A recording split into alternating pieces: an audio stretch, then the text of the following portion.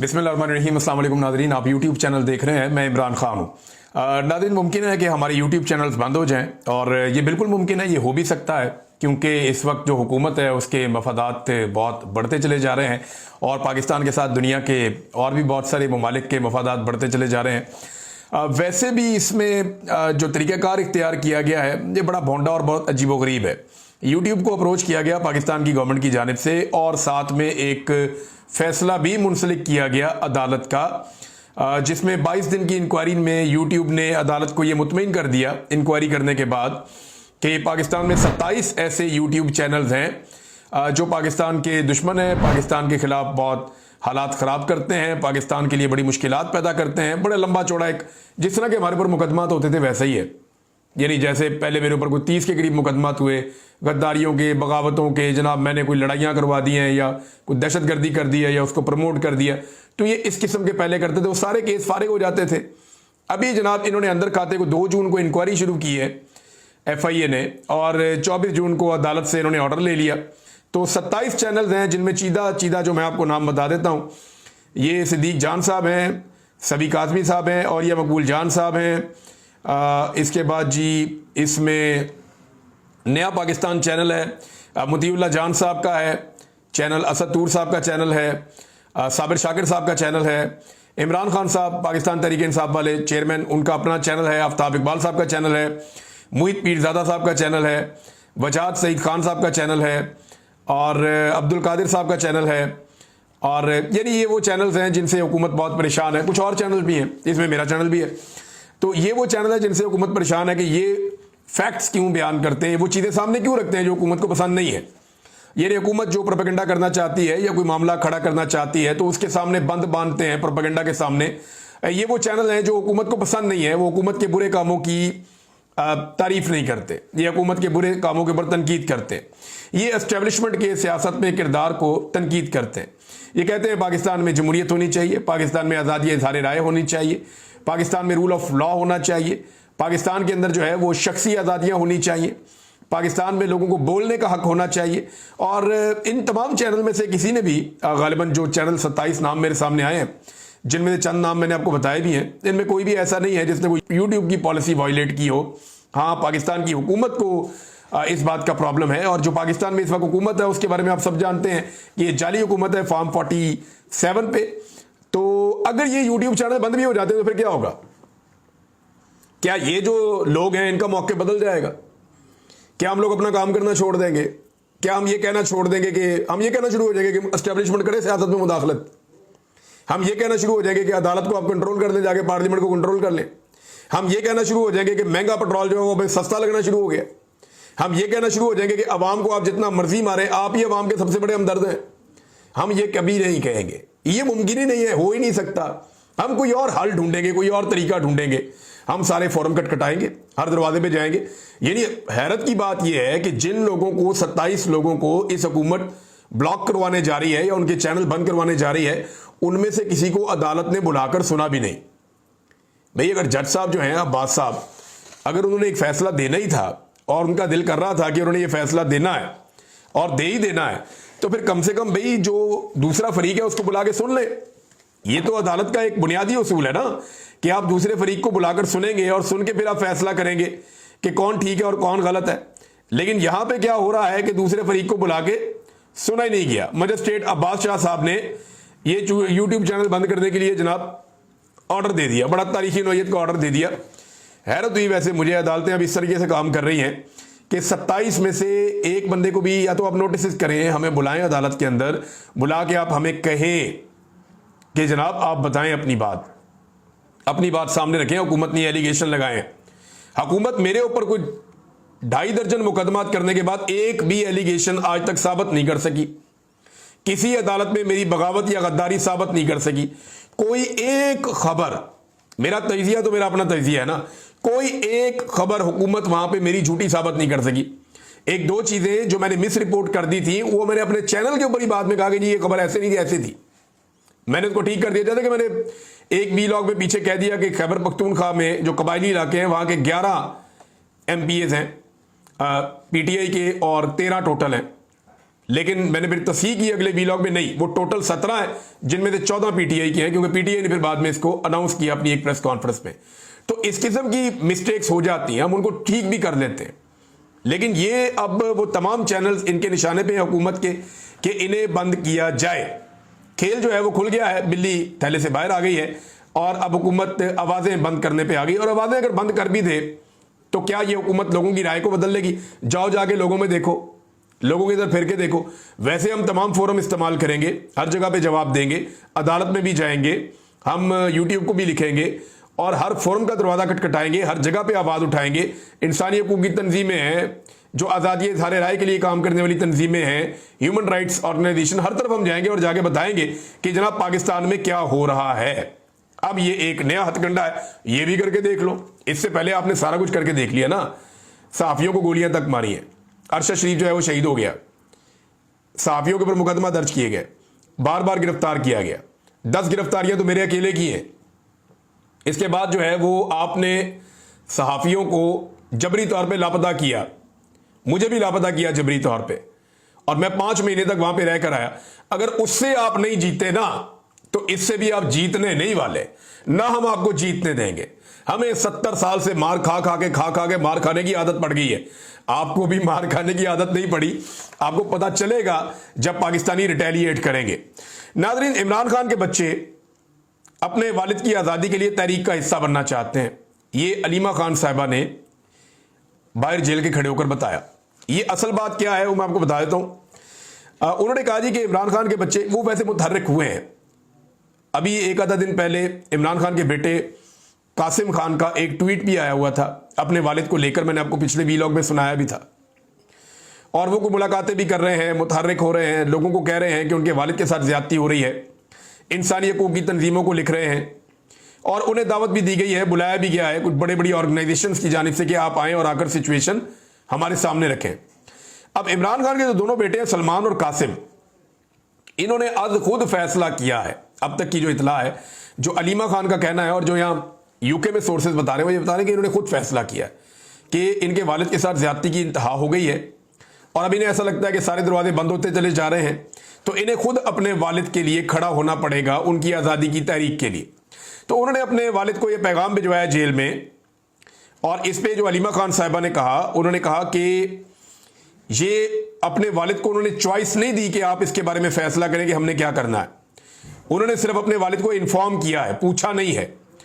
और सलमान और कासिम ने कहा कि वो अमेरिका भी जाएंगे, वहां पे इंसानी हकूक़ के हवाले से सारी दुनिया को बताएंगे कि इमरान खान के साथ क्या हो रहा है, और उन्होंने कहा कि वो पाकिस्तान भी आएंगे और जो इमरान खान साहब की रिहाई की तहरीक है वो इसका हिस्सा बनना चाहेंगे।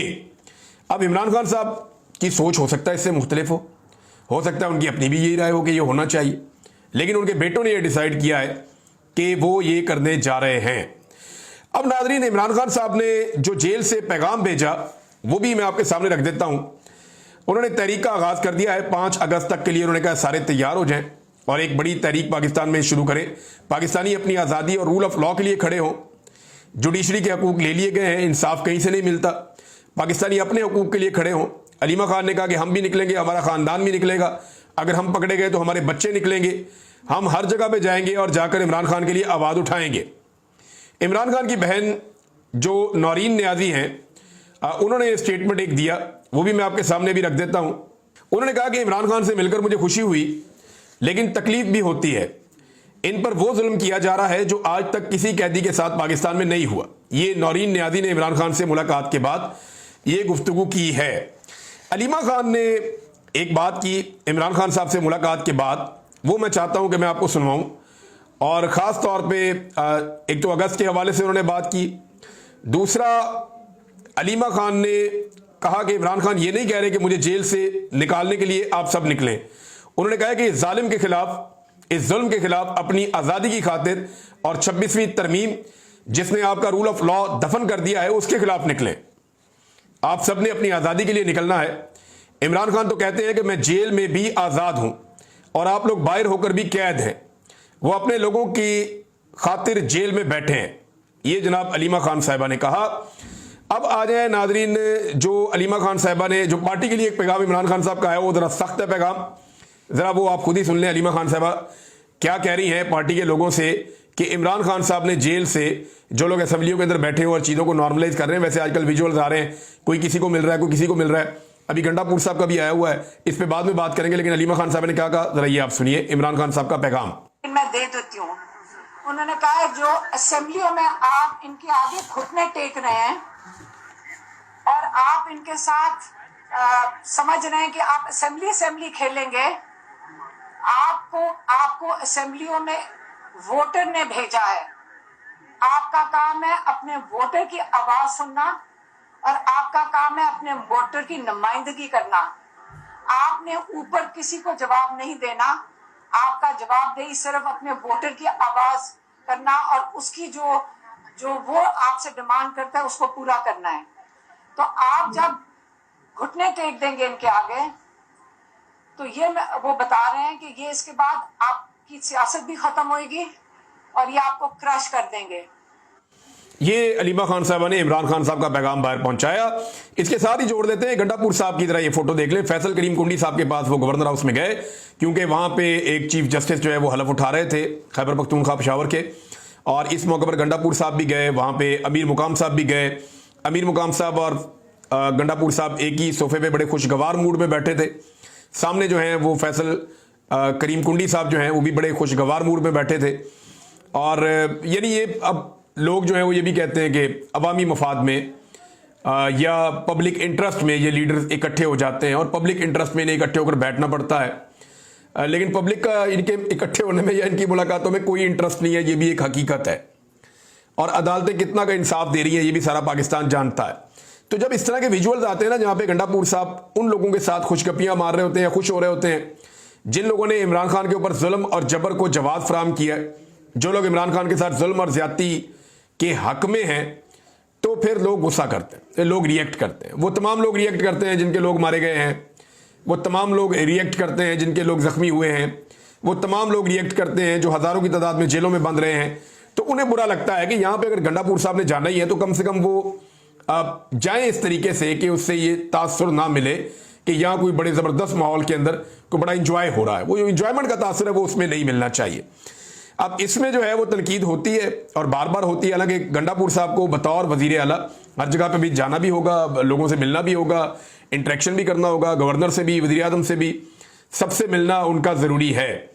लेकिन इमरान खान साहब जो हैं वो ज़रा एक हार्ड पोजीशन उन्होंने ली हुई है, और वो इसलिए भी कि वो जेल में, और वो अपनी क़यादत से भी ये तवक्को करते हैं कि वो भी एक हार्ड पोजीशन लेंगे क्योंकि उनका लीडर जेल में है।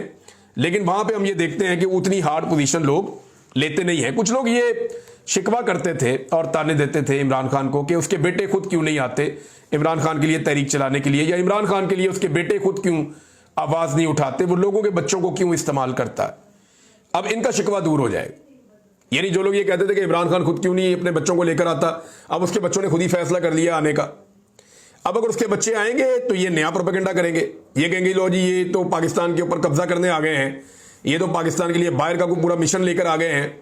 हालांकि ना उन्होंने सियासत करनी है पाकिस्तान में, ना उन्हें पाकिस्तान की सियासत का कुछ पता है, वो सिर्फ अपने वालिद को जानते हैं और वो अपने वालिद के लिए आ रहे हैं। उनका मेरे ख्याल में सियासत से लेना देना कोई नहीं होगा, ना वो सियासी ट्रेनिंग कर रहे हैं, ना वो सियासत का हिस्सा है, ना उन्हें कोई जबान भी आती है यहाँ की, ना वो कभी यहाँ पे रहे, ना उनको यहाँ के कल्चर का पता है।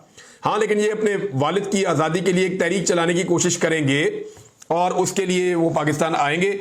इससे पहले भी बहुत सारे लोग ओवरसीज पाकिस्तानी आते रहे हैं, लेकिन इमरान खान के बेटों के आने से एक फ़र्क तो पड़ेगा। सलमान और कासिम इस वक्त जो हैं वो 28 और 26 साल इनकी उम्रें हैं और ये नौजवान हैं, और दोनों बेटे जो हैं वो अपने वालिद के लिए अमेरिका में और पाकिस्तान में आकर तहरीक चलाने, आवाज़ उठाने के लिए कमर कस रहे हैं। अब देखते हैं कि क्या होता है। जो लोग पहले ताने देते थे वो आप किस तरह के ताने देंगे, क्योंकि यहाँ पे तो ये चलता है कि आटा गूंद दिए तो हिलदी क्यों है। यानी कुछ भी कर ले, यहाँ लोग जो है वो जो तनकीद करने वाला उसने आप पे करनी ही करनी है। यानी इमरान खान साहब के मामले में ना एक बात बड़ी क्लियर है, या तो आप इमरान खान से उसको पसंद कर सकते हैं, उसकी पॉलिसीज को पसंद कर सकते हैं, उसकी बहादुरी की दाद दे सकते हैं, आप ये कह सकते हैं वाहिद आदमी है जिसने इतना शऊर कौम को दे दिया है, या तो आप उसे पसंद कर सकते हैं या आप उससे शदीद नफरत कर सकते हैं। आपके पास बीच का रास्ता इमरान खान ने नहीं छोड़ा। वो इतनी क्लैरिटी के साथ आया, इतना ब्लैक एंड व्हाइट के अंदर रहा, उसने कोई ग्रे एरिया रखा ही नहीं। इमरान खान ने वाज़ेह लकीर खींच दी, सीधी लकीर खींच दी कि इस तरफ मैं हूं और इस तरफ बाकी लोग हैं। अब या तो पाकिस्तानियों के पास ये ऑप्शन दिए वो इमरान खान के साथ खड़े हो, या वो इमरान खान से नफरत करें सख्त। बीच की लकीर इतनी बारीक है कि उस पर खड़ा होना मुमकिन नहीं है। लिहाजा इमरान खान साहब के हवाले से क्लैरिटी बहुत ज्यादा है। अब क्योंकि उन्होंने कुर्बानी बड़ी दी है और पाकिस्तानी जो है वो महसूस करते हैं कि शायद उनका दौर बेहतर था, ये दौर वो बहुत तबाही लेकर आया। जब रिजीम चेंज ऑपरेशन हुआ उसके बाद से लेकर अब तक अवाम का बड़ा ऑपरेशन हो रहा है, अवाम को सांस भी नहीं लेने दिया जा रहा। तो ऐसी सूरत हाल में इमरान खान साहब की हमायत बहुत बड़ी है पाकिस्तान में, बहुत बड़े पैमाने पे, बहुत बड़े पैमाने पे। और अब इस निज़ाम को यह लगता है कि शायद ये कुछ यूट्यूब चैनल चलते हैं, इसकी वजह से इमरान खान की पॉपुलैरिटी है, ये पब्लिक में शऊर है। और भाई 5 महीने तो मैं अंदर ही था, बहुत सारे यूट्यूब चैनल बंद थे। पब्लिक को शऊर तो तब भी था जब उन्होंने आकर सख्त पाबंदियों के बावजूद 8 फरवरी 2024 को वोट डाल के एस्टेब्लिशमेंट के माथे पे शिकस्त की मोहर लगा दी थी। तब भी था पब्लिक को शऊर, पब्लिक को शऊर आज भी है। बेफिक्र हो जाए आप, ये चैनल बंद भी हो गया ना तो काम नहीं रुकेगा, आवाज बंद नहीं होगी, आवाज बंद नहीं होगी, आप जो मर्जी कर लें। नाज़रीन, मारिंग बलोच साहबा के हवाले से एक अपडेट है, ये भी आप तक पहुंचानी है। इसकी भी बड़ी तकलीफ होती है पाकिस्तान की एस्टेब्लिशमेंट को कि मारिंग बलोच के बारे में बात क्यों की जाती है, और वो ये समझते हैं कि इसके बारे में बात नहीं होनी चाहिए। लेकिन तफसील मैं आपके सामने रख देता हूं। खबर है, खबर तो छुपाई नहीं जा सकती। सिमीदीन बलोच साहबा ने यह ट्वीट किया कि आज सुबह डॉक्टर मारिंग बलोच और BYC की क़यादत की 3 MPOs को अचानक खत्म करके उन्हें इंसदाद दहशतगर्दी की अदालत में पेश कर दिया गया। 3 महीने तक इनको 3 MPO के तहत रखा, पहले कैद जेल के अंदर बंद रखा, उसके बाद इजाफी 15 दिन बंद रखा, और उसके बाद अचानक से उन्हें जो है वो दहशतगर्दी की अदालत में पेश कर दिया गया, जहां उन्हें मनगढ़ंत FIRs के तहत 10 रोजा रिमांड पर कोयटा पुलिस के हवाले कर दिया गया। नादिर बलोच के मुताबिक आज ही तीनों MPOs के हवाले से जजेस पर मुश्तमिल बोर्ड का इजलास मुतवक्के था, मगर इजलास से महज चंद घंटे कबल मशकूक अंदाज में MPO खत्म की गई और रहनुमाओं को झूठे मुकदमात में गिरफ्तार करके अदालत पेश कर दिया गया। हुआ यह था कि जजेस पे बहुत प्रेशर आ रहा था कि भाई 3 MPO के तहत जब बंदे बंद किए जाते हैं तो 3 महीने के बाद इख्तियार खत्म हो जाता है, उसके बाद जजेस का बोर्ड बैठता है जो फैसला करता है। तो आज तो जजों ने इनको छोड़ देना था, और ये तो बड़ी सख्त ज्यादती इंतजामिया कर रही थी। DC भी फंस गया था, वहां की जितनी एस्टेब्लिशमेंट है, जो लोग हैं जो सारा निजाम चला रहे हैं, वो लोग फंस गए थे। तो आज उन्हें बचाने के लिए इससे पहले कि अदालत बैठती या वो जजेस का बोर्ड बैठता, ये फौरी तौर पे उसको लेकर पहुंच गए मारिंग बलोच को और उनके साथियों को। एक व्हील चेयर में भी लेकर आए, को बुजुर्ग लोग भी हैं। मारिंग बलोच की अपनी भी 2-4 तस्वीरें जो है मंजर आम पे आई हैं। ये अमल ना सिर्फ कानूनी अमलदारी पर सवाल उठाता है बल्कि सियासी कारकुनों के खिलाफ ताकत के नाजायज इस्तेमाल की अक्कासी भी करता है। तो नाज़रीन, ज्यादती दर ज्यादती पाकिस्तान में हो रही है। इस एस्टेब्लिशमेंट ने पाकिस्तान में जुल्म और जबर की वो कहानियां लिखी हैं कि पाकिस्तान के चारों मार्शल लॉ शर्मा जाएं। एक अनअनाउंस्ड मार्शल लॉ पाकिस्तान में ऐसा लगता है कि नाफिज है, जिसने लोगों के नाक में दम किया हुआ है, और पाकिस्तानी बिल्कुल नाखुश हैं। अब आने वाली तारीख से डर रहे हैं और यूट्यूब चैनल बंद कर रहे हैं। ये करके आप कर लेंगे, आप ये करके देख लें, जो हमसे होगा हम वो कर लेंगे। अब तक के लिए इतना ही, अपना ख्याल रखिएगा, अपने चैनल का भी। अल्लाह हाफिज।